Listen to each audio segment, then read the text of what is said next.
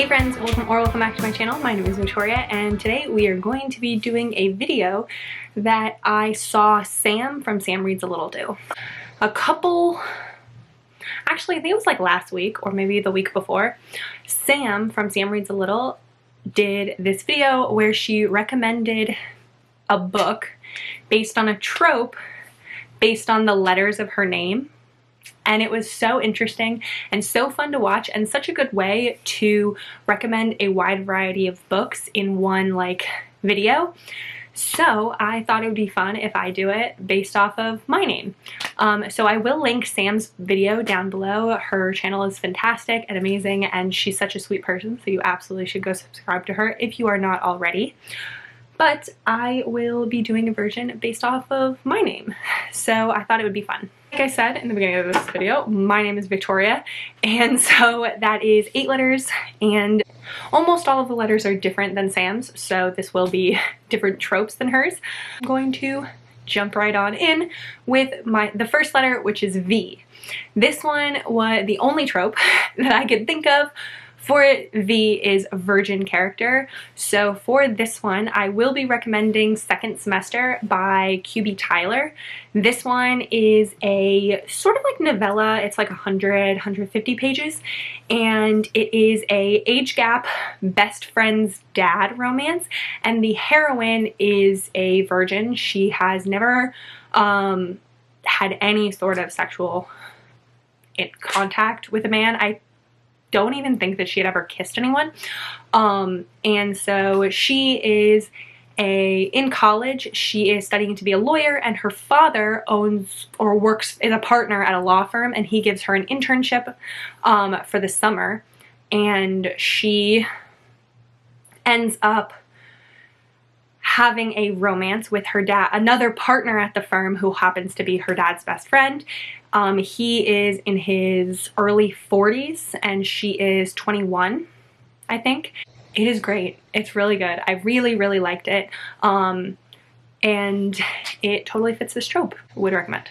The second letter of my name is I, and for that I'm going with It's Always Been You as the trope, and for the book I am going to be recommending The Lucky Heart by Devney Perry.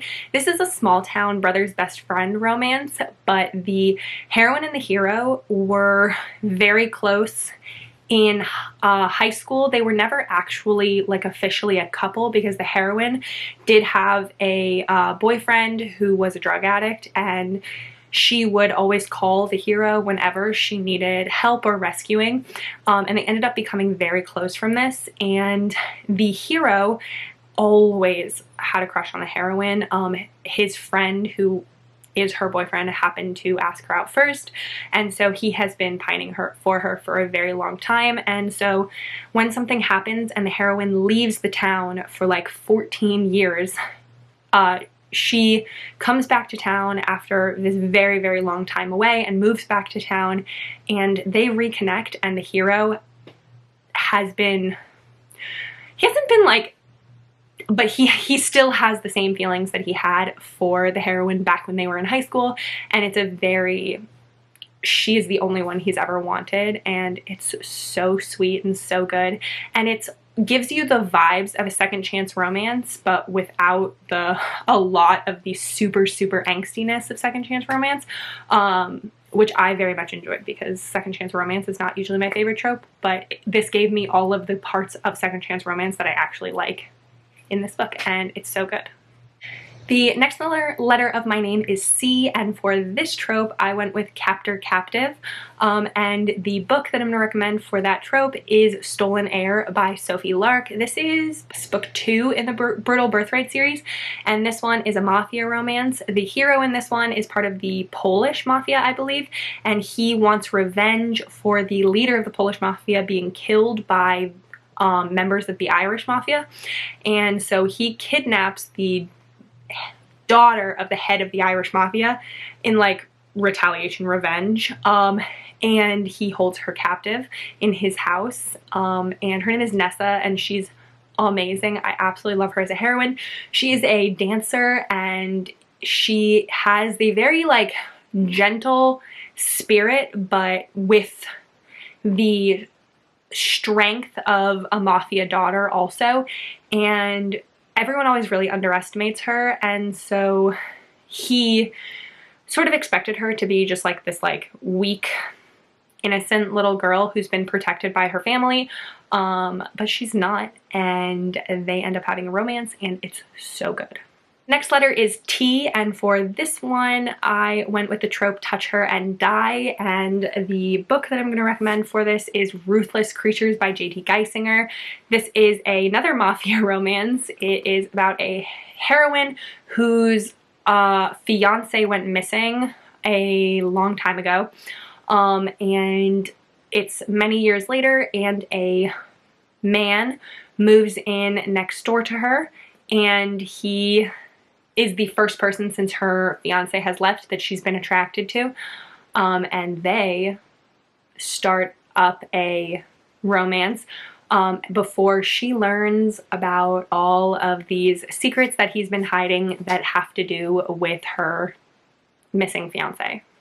For the letter O, I am going with the trope Obsessive character, and usually when I read this trope, it's usually the hero that's super obsessed, but in the book that I'm going to recommend, it's actually the heroine who is, and that is Omega's Obsession by Sarah Blue. This is a Omega verse. It's shorter, on the shorter side, and it is a, like I said, Omega verse, and the heroine has always had a very obsessively strong crush on her brother's best friend, and she is an Omega, and she has always wanted him. She wants nobody else, she just wants him, and so she has made it sort of her mission for him to be her alpha, her mate. When the heroine finds out that the guy that she's always had a crush on is going to be signing up for Heat Haven with his pack, she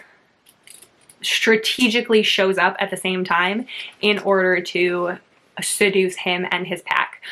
So Heat Haven is basically this place where Omegas can seek refuge, and they can get help from alphas during their heats as a way, in a safe environment, and the alphas can volunteer as a way to try and find the Omega to be part of their pack.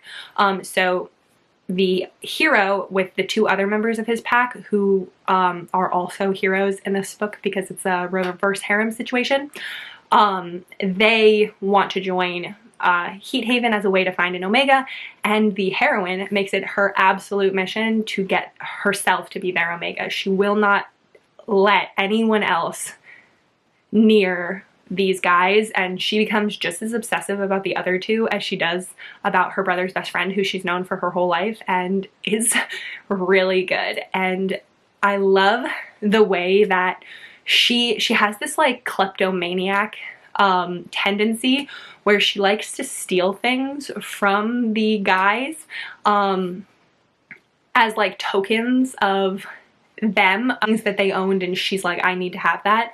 And I love the way that the heroes all pretend like they don't know that she's doing this, because they just like think it's a cute habit that she has, but she thinks that she's being like so stealthy stealing their stuff. It's very fun, and it's really, really good. The next letter of my name is R, and for this one I had a really hard time coming up with a trope for R. So if you have recommendations for other tropes that start with R, please let me know down in the comments, because it was ridiculously hard to come up with one. But for R, I ended up going with a Regency era historical, or like Regency era book. For this one, I'm going to go with 9 Rules to Break When Romancing a Rake by Sarah McLean. This one is a historical about a heroine who has always done everything right. She has always followed the rules of society. She's always been very proper, and it hasn't really gotten her anywhere. She's a spinster. She feels like she's sort of missed out on life by always following the rules, and so she makes this list of 9 things that she really wants to do that are like against societal expectations and that women aren't supposed to do. And they're like, go to a gambling hell, and go do fencing, and a whole bunch of other things, like smoke I think drink alcohol might have been on there, and like smoke a cigar might have been on there. And she's like, I'm just gonna do them because following the rules has gotten me nowhere. And so she has this list, and she meets this man who is a very rakish guy. I think he's a marquis, if I remember correctly. I don't think he's a duke, but he's highborn, and he ends up sort of trying to stop her in the beginning, but then end up helping her with her complete her list, and they fall in love along the way, and it's so cute. It's one of my favorites, and I haven't recommended it in a really long time. So if you want to read it's also a good like entry-level historical. If you want to start reading historical romance and don't want to do Tessa Dare like everyone always says, then I would recommend this book by Sarah MacLean. So the next letter is another I, and for the first I did It's Always Been You, and for this one I'm doing I Hate Everyone But You. And the book that I'm going with for this is Lead by Kylie Scott. This is a rock star romance. The hero in this is a big rock star in a band, but he has had a drug problem and ends up going to rehab. And when he gets out of rehab, the other members of his band sort of hire him like a sober coach, but he very much views her as being like a babysitter, and he is so irritated by it, and he is a very grumpy hero. He is like not having it a lot. He very much could not give a fuck about other people. He just wants to like do what he wants to do. And the heroine ends up getting very much under his skin and very much breaking down a lot of his walls, and becoming his like safe person to talk to. And he ends up like worshiping her and the ground that she walks on, while still being like a grouchy fuck to other people. And it's so good. It's such a sweet relationship between the two of them, because you really see the way that he's so closed off, and he has so many like things that he's been hiding from everyone, and he almost like can't handle holding all of it in and like holding it all, dealing with it all alone. And she really helps him take some weight off of his shoulders and really helps him to relax a little bit and be a little bit more happy. And it's so good, and I really loved it. Then the last letter of my name is A, and for this one I went with Athlete. So a book where both of the main characters are athletes. I love when they're both athletes and that not just one of them is. I think that it's such a great bonding experience for them to bond over being an athletic person, loving sports. And it's usually even if it's just like not the same sport and they both play different sports, I really love it, because I really love a female athlete, and you don't see a lot of them. And so the books that do have female athletes are usually male athlete and female athletes. So anyway, for this trope, I went with Shenanigans by Serena Bowen. This one, they are both hockey players. This is part of Serena Bowen's like Brooklyn Bruisers series, and the heroine, who I believe's name is Charlie, she plays for the new Bombshells hockey team, professional women's hockey team that plays in the Bruisers facility. And she has this like friendship with the hero, whose name I can't remember. But they have this like tentative friendship, and after both of the teams are in Vegas receiving awards, the two of them go out and end up getting super drunk and waking up married in Vegas. And the rest of the book is them trying to deal with the fact that they are now married, and the fact that they have to stay married and pretend to be in love to deal with the hero's family situation. So it's very interesting. It's really fun.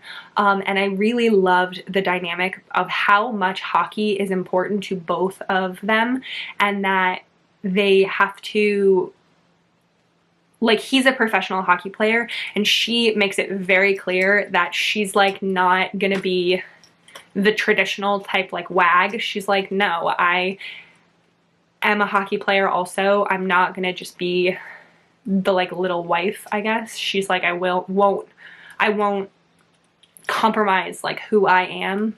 And who I am is a hockey player. And I think it's really good. But that is all of them. That is all of the letters of my name. So all of the tropes and books that I was going to recommend.